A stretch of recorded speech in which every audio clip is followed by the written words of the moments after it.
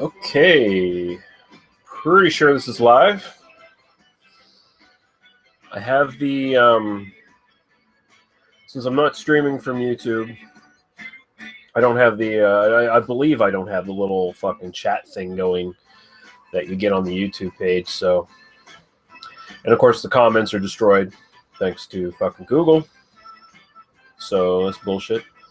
The reason I'm looking sideways, by the way, is I've got myself up on my actual big screen TV here connected to the laptop, so I'm kind of looking at that instead of looking at the laptop. I do have the question and answer app in Google activated, and I think I have it on here where if someone asks me a question, it'll come up live. I don't know exactly if that will work or not. Never used it before, so hey. Originally said when I announced this show, I was going to take questions, but then I thought to myself, oh yeah, that there is that little question and answer app, so let's see if anyone fucking uses that. Of course, that can be dangerous, though, because just any old schmuck can wander in and find this on Google now, and whatever. So it's Christmas Eve. Merry Christmas, I guess, for what it's worth.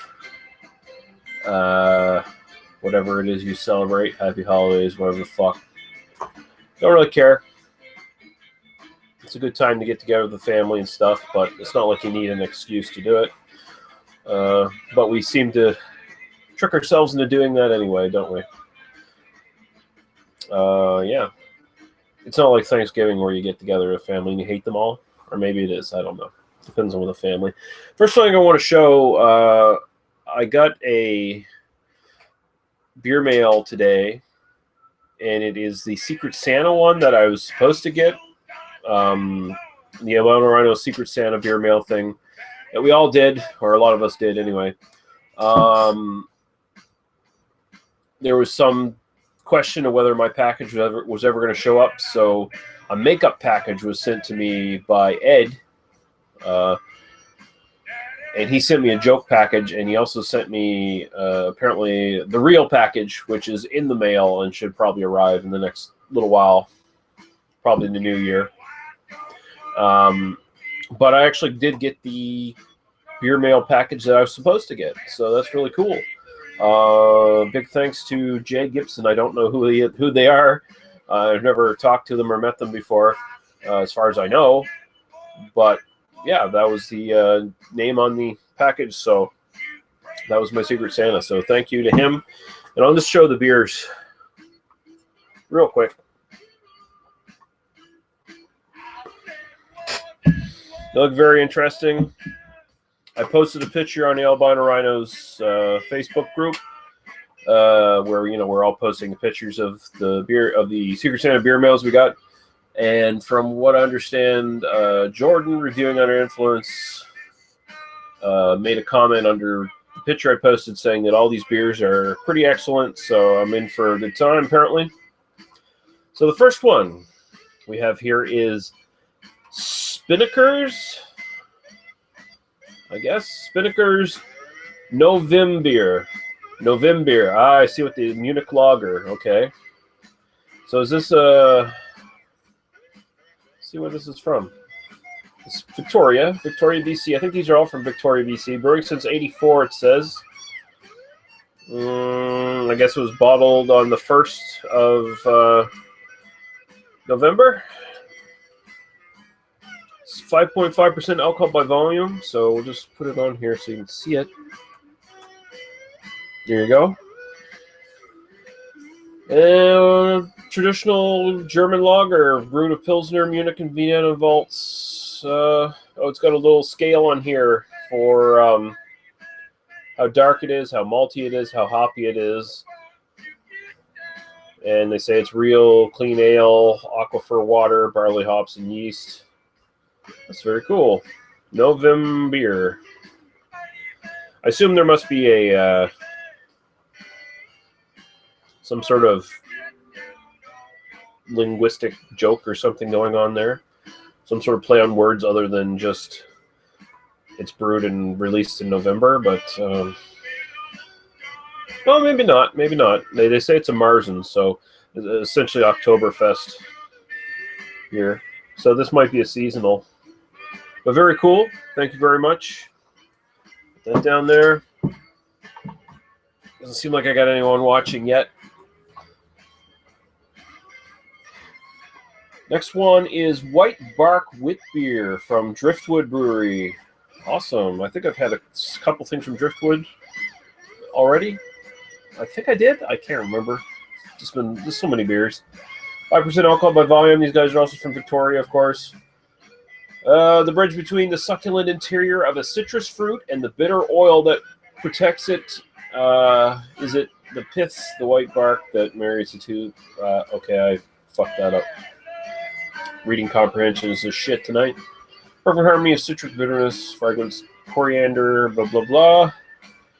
All right, so it's supposed to be a real fruity wit beer. Awesome. So look at that. That's a nice label. For some reason, it kind of reminds me of the Founders Mango Magnifico. I suspect it's going to be a whole lot better than that beer. I think it probably will be. Even if it's just a standard wit beer, it'll be a whole lot better than that beer. Okay. And finally, and this one looks very intriguing, it is Phillips Brewing Company's Trainwreck Barrel-Aged Barley Wine from 2014. Interesting. So I don't know if this has been set on by Mr. Gibson for a year and sent to me, or if they sit on it themselves and then release it vintage style. So we'll see. Ingredients: water, barley, hops, and yeasts.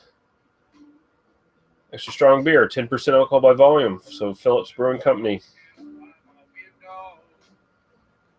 Barrel-aged barley wine.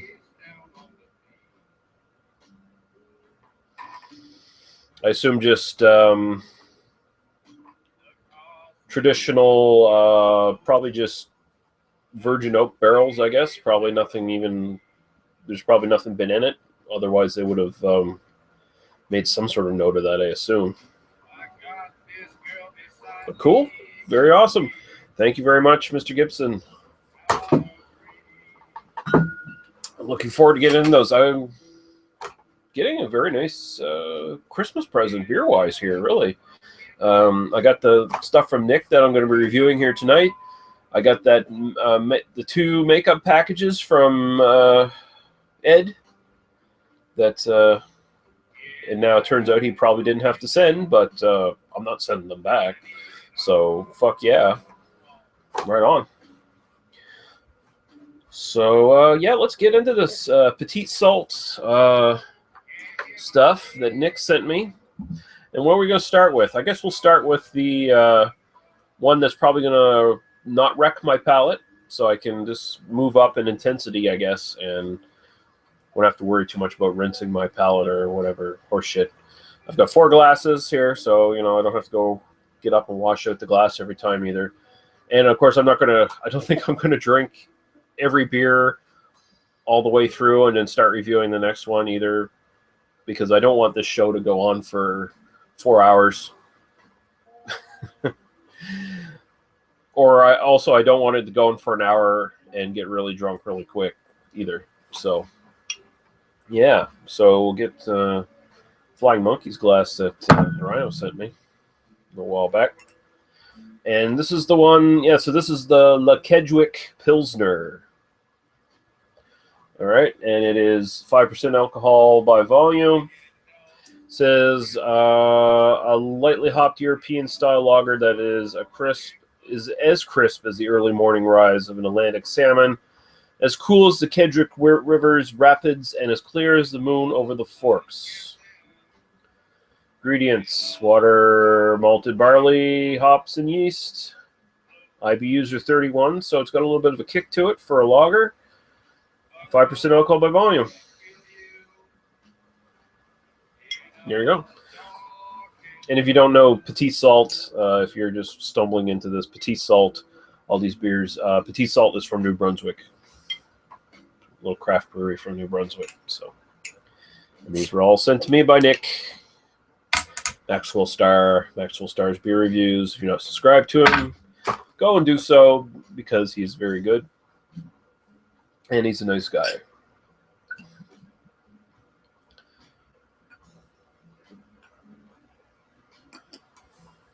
Yeah, like I said, I'm not going to drink these all down right away. I'll just do the review, like drink a little bit, get my impressions, and then I'll just have all these beers sitting here while I go and rewatch Zardoz for the They Must Be Destroyed on Sight movie podcast that I do every week. That's the movie we're doing this Friday. Zardoz. Sean Connery in a red diaper. And so far no one's watching, so awesome. Fuck all you guys that aren't actually there.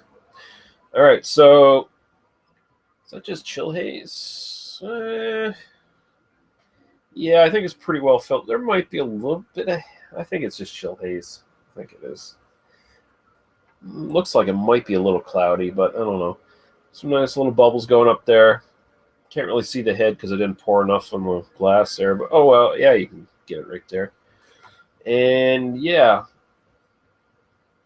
just a reminder to anyone who's watching live, the Q&A thing on Google is open. So, hey, I decided I'd take questions even when I said I wasn't going to. But yeah, there we go. So looks like a lager. Cheers. We'll go right to the aroma. I don't know if you can pick this up in the background, but I'm listening to The Doors, LA Woman, as we're doing this. I think I put up a little louder.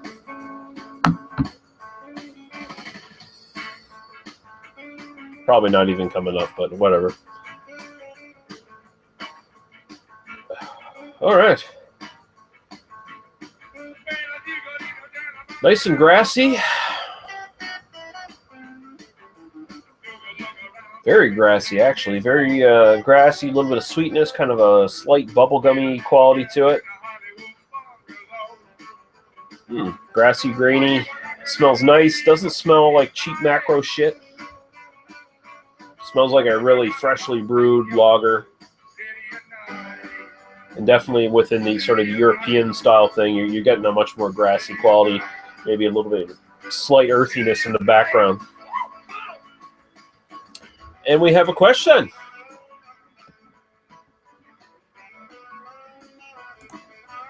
Oh, it's Average Joe, you motherfucker.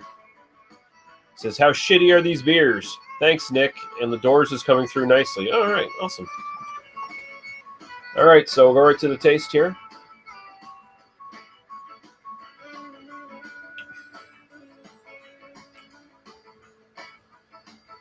That's really good. That's really, really good. This might be my second favorite lager of the year, honestly.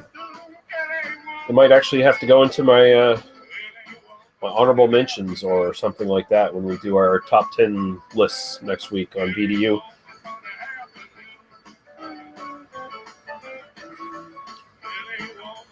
It is predominantly dominated by the hop finish. You just get a little bit of the maltiness right up front, a little bit of the grain, that grassiness, that sweetness, but big lingering earthy hop kick. And yeah, that's really well done. I can see why the IBUs are 31. They definitely popped a little bit more hops into this sucker. It's crisp, it's refreshing. It's everything you want in a European-style lager. Joe asked, what is your first favorite lager this year? And yeah, that would be the Spindrift one. I think that, honestly, I think that might actually... Well, that's definitely going to be on my honorable mentions list. I don't think it'll be on my top 10 list. Because I don't think I gave it that high of a score. But, yeah. Okay, but this is really good. The Le Kedgwick Pilsner from Le Petit Sault.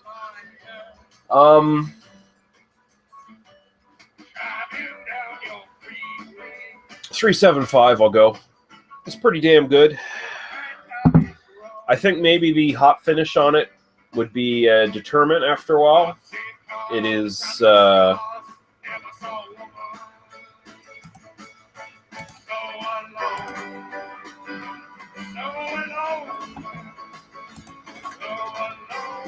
Sorry, I was just interacting with the question and answer thing here. I've never used it before, so yeah.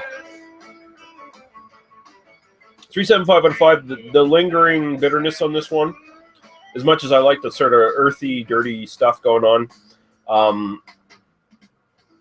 not a big enough maltiness to really balance with it. So more than like 2 or 3 of these, and you just start maybe getting a little sick of it, and you'd want to move on to something else. And that's probably the only thing that sort of knocks the score down for me a little bit. But 375 out of 5. So there you go for that one. And we're going to jump right into the next one. What are we doing next? Okay, yeah, we're Joe says, okay, so I don't know if I even need to do this, but Joe says, oh, so an actual Pilsner and not Labatt Blue style Pilsner. Nice. Yeah, like it tastes like a legitimate European Pilsner. So very, very nice. So yeah, we're going up in intensity here. So the next one has to be the Louis XVII, which is an amber ale at 5.5%. And there is a bottling date on here, I think. 6/9/15. Okay. So yeah, all right. So the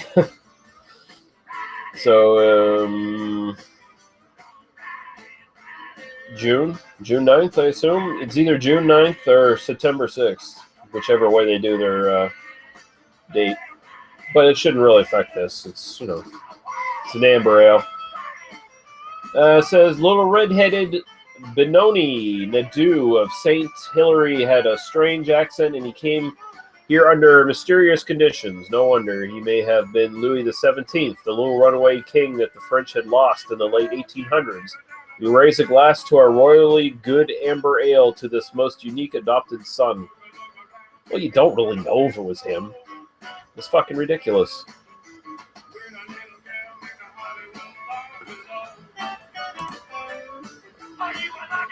Joe says, put a date on the bottle, guys. Oh, you did. Forget the last 4 minutes of me ranting. Yeah, that was an epic video there. Fuck you, Greg. You fucking beardy bitch. Not that he'd ever watch this. His head's so far up his own ass, he doesn't watch anybody else. So the ingredients are water, malted barley, hops, yeast, blah, blah, blah. 27 IBUs, 5.5%. So yeah, we'll get into it. Amber ale. And we will use... Yeah, we'll use the Cameron's glass. Why not?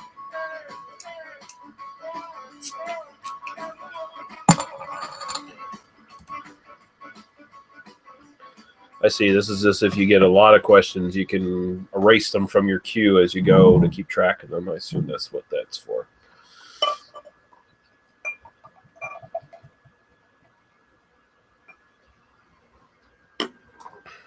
Oh, there we go.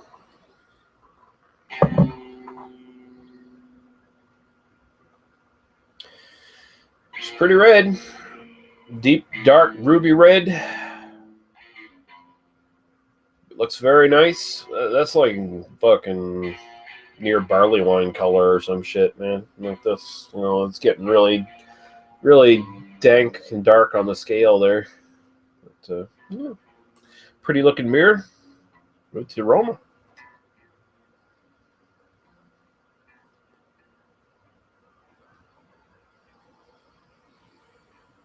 Oh, that's nice.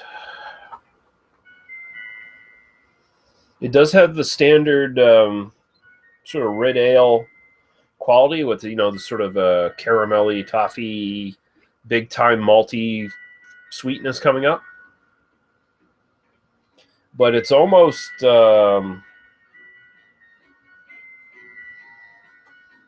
like coming off like a dark cherry kind of sweetness as well.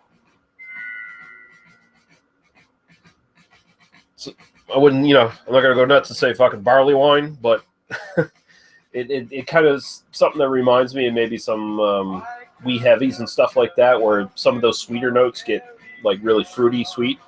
There's something like that going on here. Just very, very below anything that you would recognize as a wee heavy, though. But it's definitely got a little bit of intensity to it that you don't usually get in a amber ale. Just a straight up amber. It smells very nice. So we'll go right to the taste. Cheers.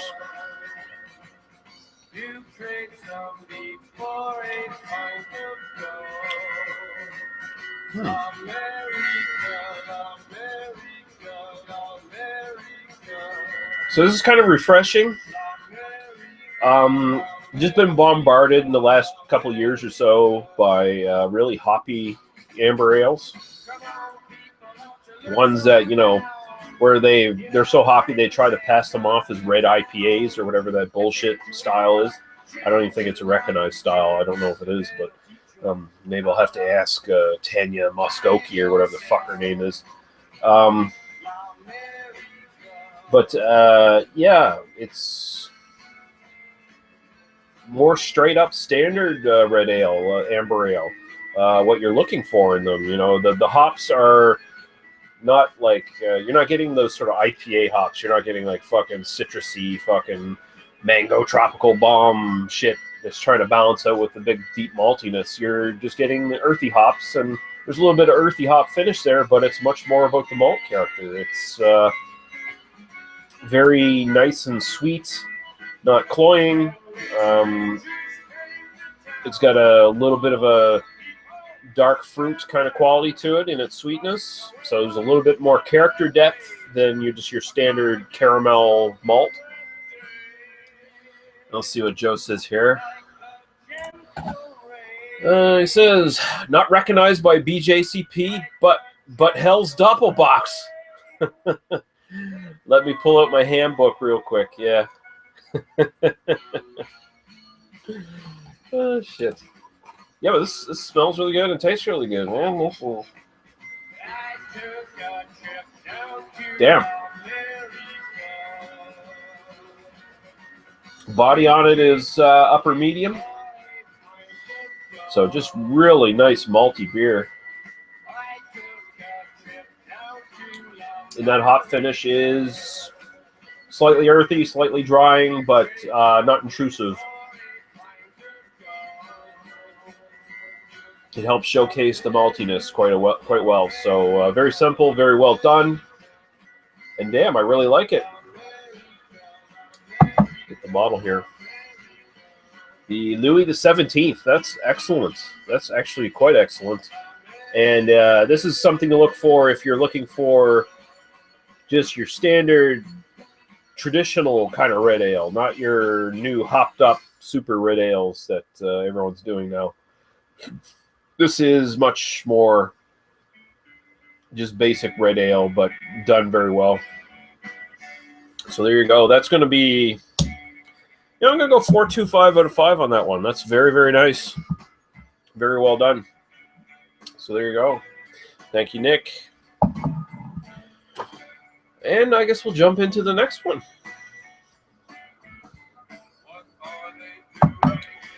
And the next one is going to be an IPA at 7% alcohol by volume. This is Sister Catherine. And Jesus Christ, that looks like Tom the Beer Whisperer, doesn't it? If he lost 800 pounds. So it's a strong IPA beer. Sister Catherine's class was not the most popular, although this teacher did whip several generations of young students into shape. Our IPA was brewed with 5 hop varieties. Sister Catherine would be proud. Its bitterness will bring you to your knees. And they don't tell you what hops are used in this sucker. And I didn't look it up because retired, I don't give a fuck. I don't put any effort into this shit anymore. But the IBUs are 70. And the alcohol by volume, like I said, 7%. So there you go.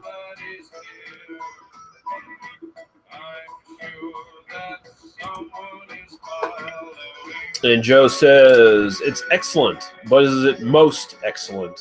Always nice to try beers that are just straight up good and they don't overwhelm the palate. Yeah.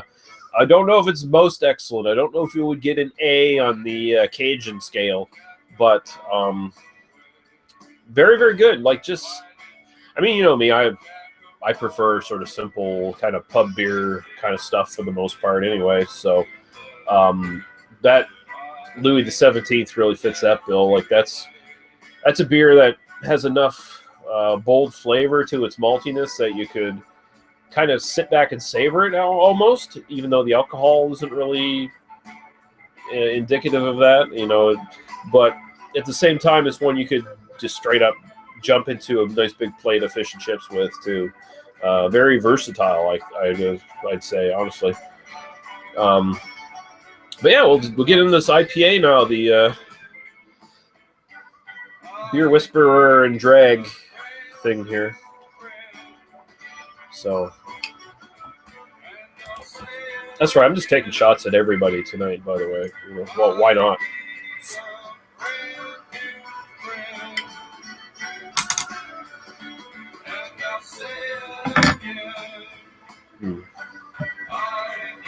All right. Sister Catherine, let's see what you got for me. Oh, we have 2 viewers now. Ooh. By the way, Joe, I hope you're having a good Christmas Eve, and Merry Christmas and Happy New Year to you, sir.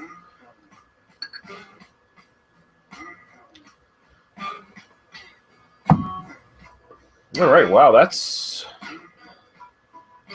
Again, I don't know if I got chill haze on this, or... No, that looks like that is definitely unfiltered. I'm getting haziness to that fucker. And that's a darker...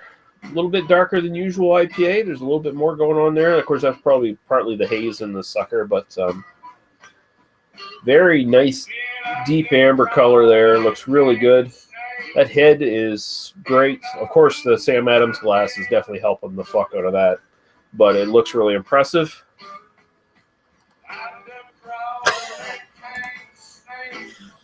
Joe says, nothing invokes the Christmas spirit like firing motherfucking shots, son. Indeed, indeed. So yeah, that's a very attractive looking IPA. It looks very, very nice. I gotta say, this is a fucking hell of a glass, so like this is a great glass for just presenting your beer and making it look really good, I gotta say. And this glass was courtesy of Nick, by the way, so yeah, thanks to him. Had it for a while now, love using it. This glass is definitely Scott White approved. I know it. I know it. Indeed, my friends. We'll go to the aroma here. Oh, wow. What the fuck?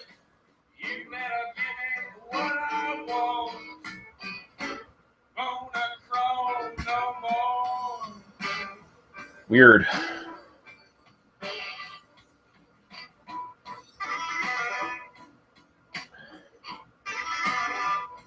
I don't know how to explain this one, man.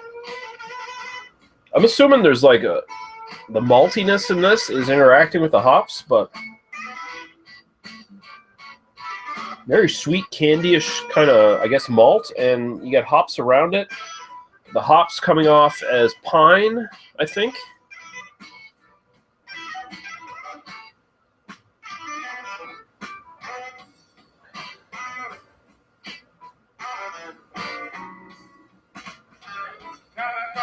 This is, I know what it reminds me of. It reminds me of spruce beer, is what it reminds me of.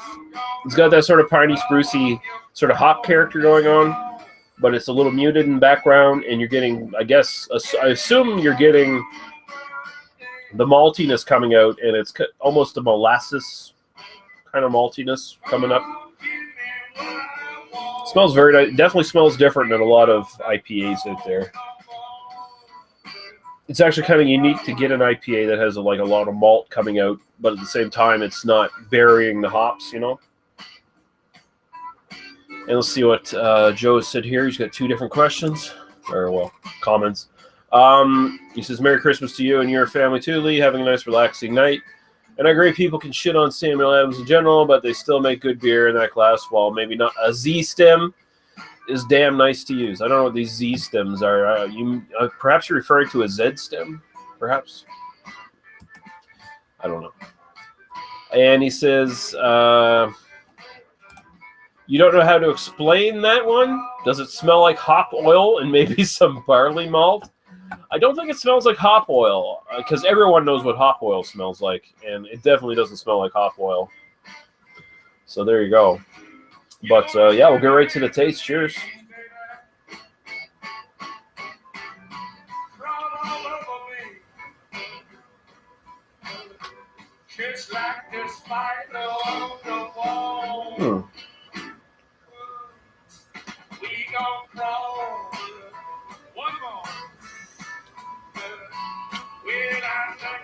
That's unique.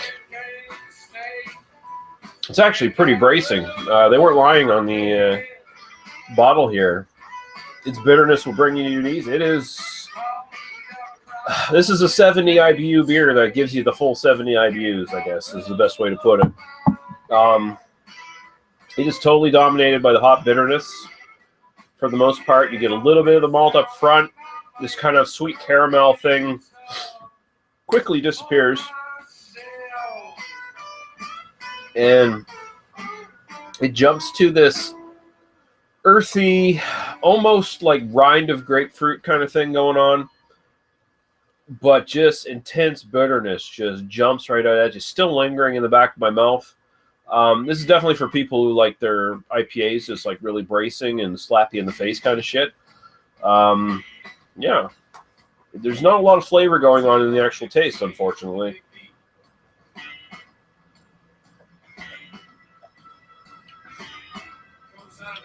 Well, as I sip on it, maybe there's a little bit more coming out, but it's all hops. There's like almost no malt at all flavor-wise coming out of here.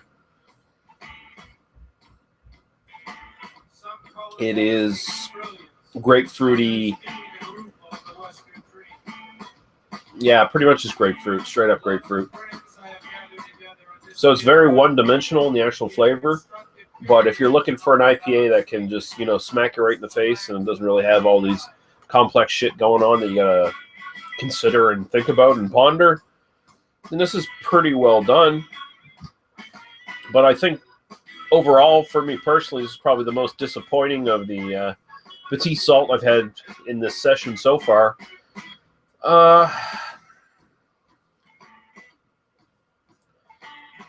I'm going to go 3.25 out of 5 for Sister Catherine. It's just, I don't know if it necessarily is a good representation of a sort of, a higher IPA in the first place, because it's not really got enough complexity and stuff going on. And just for me personally, the bitterness is a little too much, a little too one-dimensional. So, yeah, I got to slight it a bit, but it's still a pretty well put together beer all the same. And there's nothing like super wrong with it. So 3.25 out of 5 for Sister Catherine, I think, is where we're going to go with that one. So thank you, Nick. Let's see what Joe said here.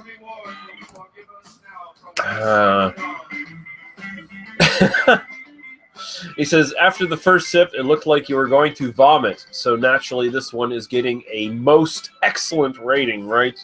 Yeah. Nah.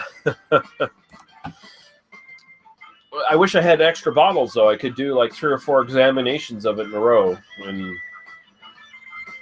complain about it to everybody. Who could that be? Who would do that? No one I know. Yeah.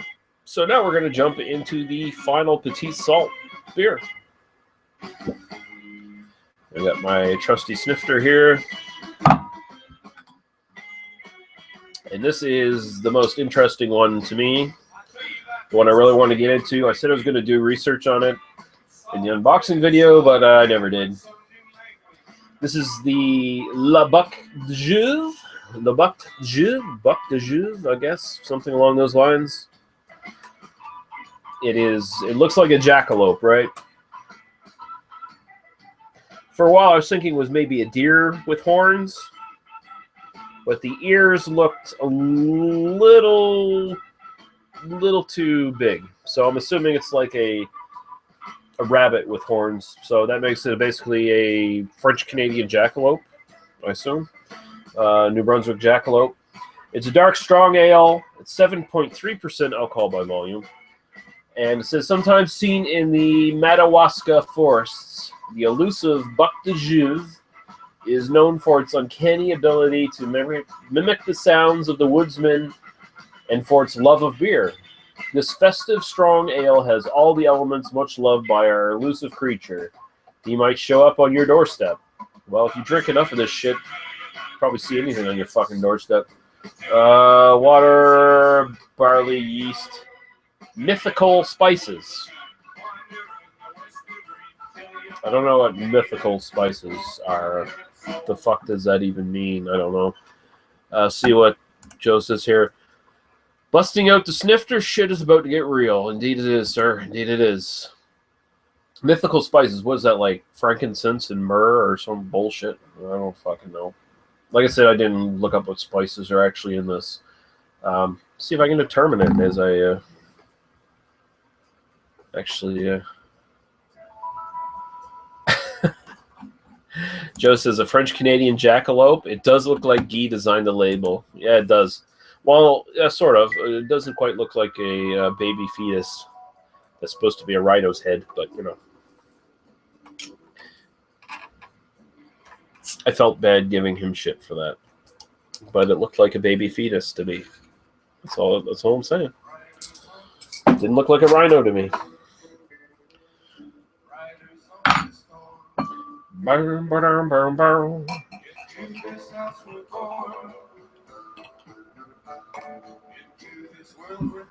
Joe says, laughing out loud at mythical spices. So they probably don't exist, at least anymore. Fantastic. Yeah. Huh. So if you get any spiciness, well, it's definitely those mythical spices there. But if not, well, fuck you. Essentially. So yeah, 7.3%. She is dark. You get the ruby red highlights coming through with the light going through it. Go right to the aroma. Oh, wow.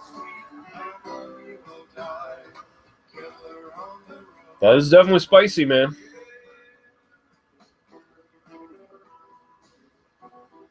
I am smelling very faintly in the background. Smells like coffee beans. But on the forefront, it's more licorice and clove kind of thing going on.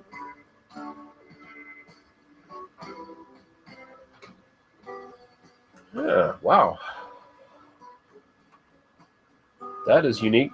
It's got almost I don't know if this makes any fucking sense, but you know how you smell like spearmint and stuff like that? I'm not saying it's minty, but it's got that weird freshness that like goes right into your nose and like I guess lights up the sensory organs in your nose or whatever. Olfactory glands. It's just got that quality to it. Yeah, you know what? It is almost minty. It is almost fucking minty. So this could be really bad.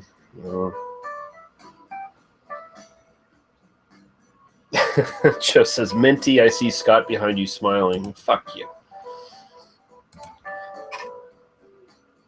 No, but I am definitely getting like a sort of like a not roasted coffee, but like I guess green coffee you call it in the background as well. Yeah, and actually, as I smell it more, that's kind of dominating now. It's kind of like beating back the sweetness that I'm getting and the sort of freshness. It smells very good. Very, very good. So cheers. We'll go right to the taste.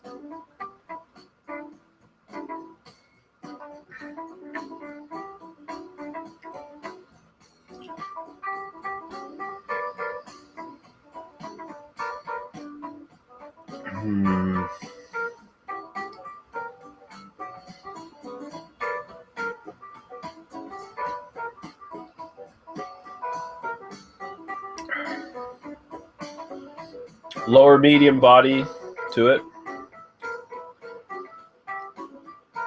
Not a lot of complexity I'm getting off it. I'm getting a slight bit of spiciness in the background. Definitely getting more of that coffee taste in the actual flavor.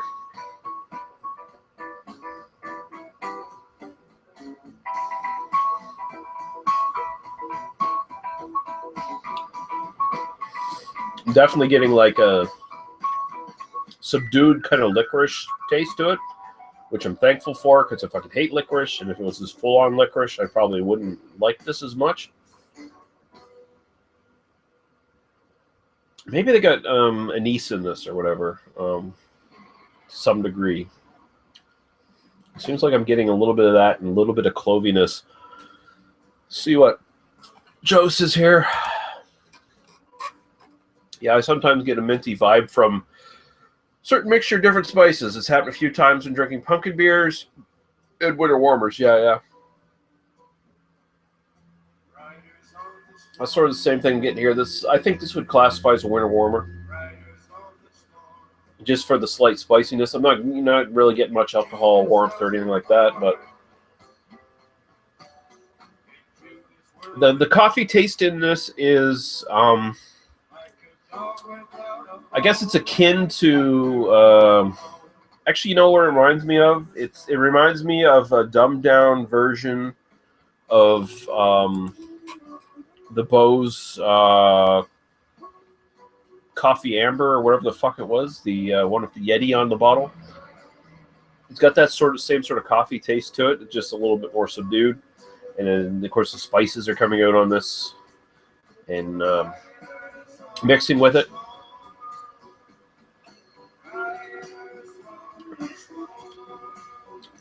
It's not bad. It's interesting. It's not blowing me away, though.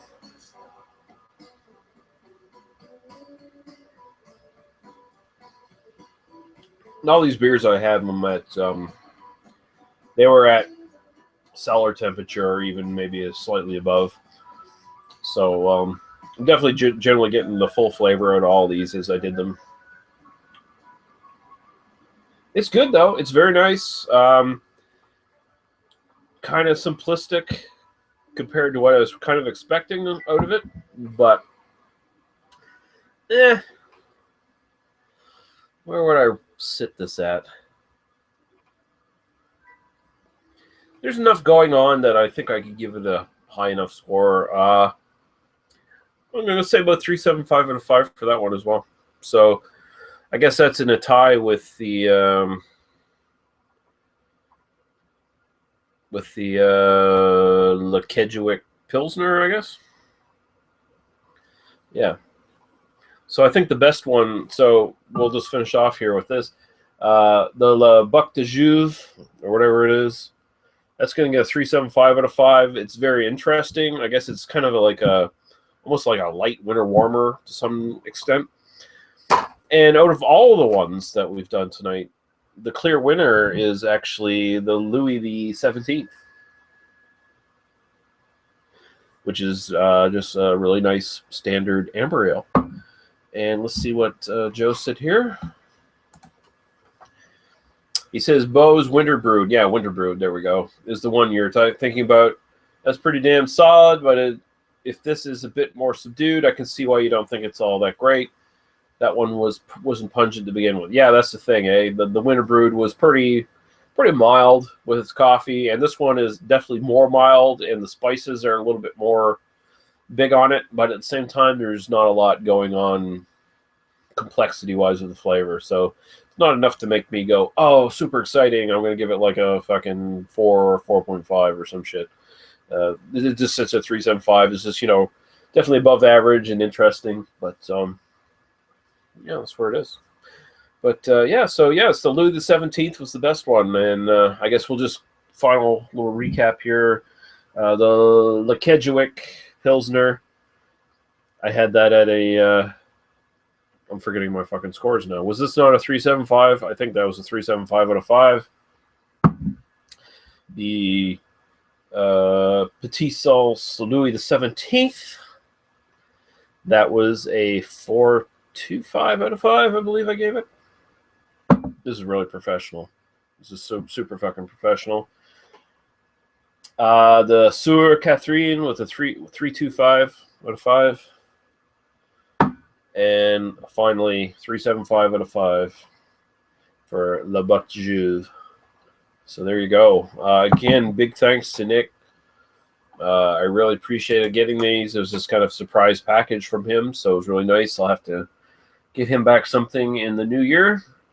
Apparently, Jordan's sending me some shit in the new year, so I'm going to have to send him something back. I owe the Beer Zerker fucking package. Now Stephen Orr over in BC wants to do a fucking beer trade with me. Jesus Christ. It's getting nuts. It's getting fucking out of hand.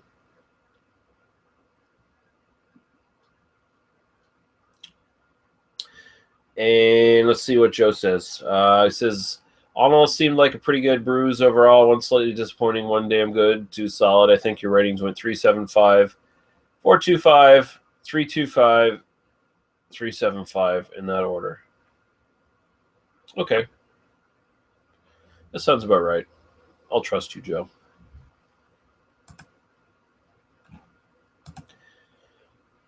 And then he says, you're trapped forever, Lee. You'll never escape the beer tubes. It's starting to fucking look that way. I gotta stop feeling obligated to review everything someone sends me. That's my biggest problem. Because you're all turning me into alcoholics. Into an alcoholic. Not alcoholics. There's only one of me, thank fuck. Yeah, so I guess this is pretty much the show.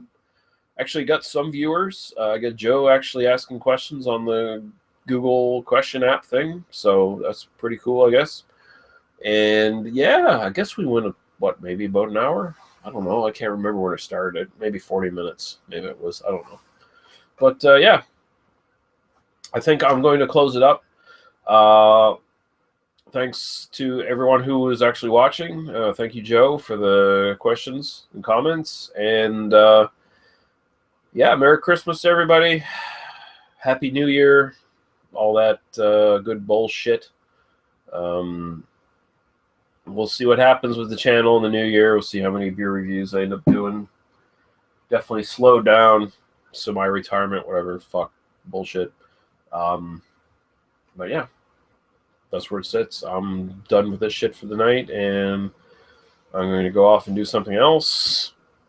I think I'm going to rewatch Zardoz, and then after that, go to bed after I finish all these beers off. So, yeah.